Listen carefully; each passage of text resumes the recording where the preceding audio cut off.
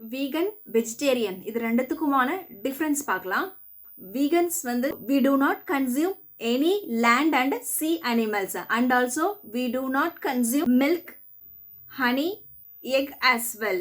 அதுக்கப்புறம் மிருகங்கள் கிட்ட இருந்து வர எந்த ஒரு ப்ராடக்ட்டுமே யூஸ் பண்ண மாட்டோம். அதாவது உல், சில்க், லெதர் இது மூணுமே யூஸ் பண்ண மாட்டோம். we do not buy any animal tested only for the cosmetics.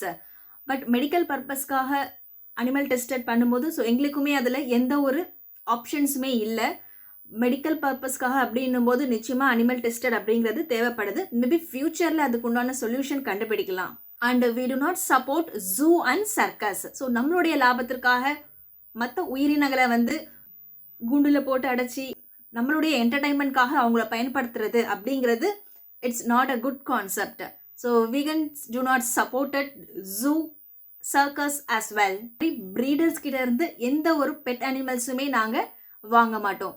So if in case of any injury or accident for the animal அந்த டைமில் நாங்கள் அனிமல்ஸை வந்து அடாப்ட் பண்ணுவோம் ஃபார் த கம்பேஷனேட்.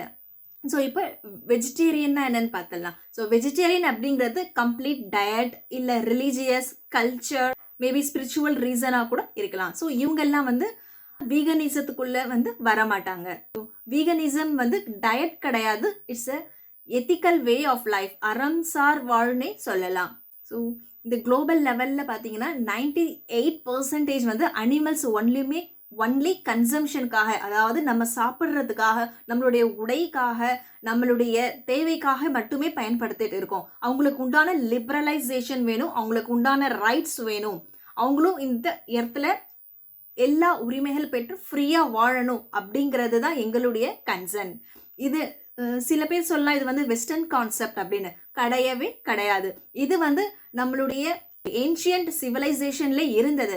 அதாவது திருக்குறள்ல அதிகாரம் எண் 33 கொல்லாமை என்ற அதிகாரமும் மறுத்தல் அதிகாரம் எண் 26 இது ரெண்டுமே beyond the level of veganism தான்.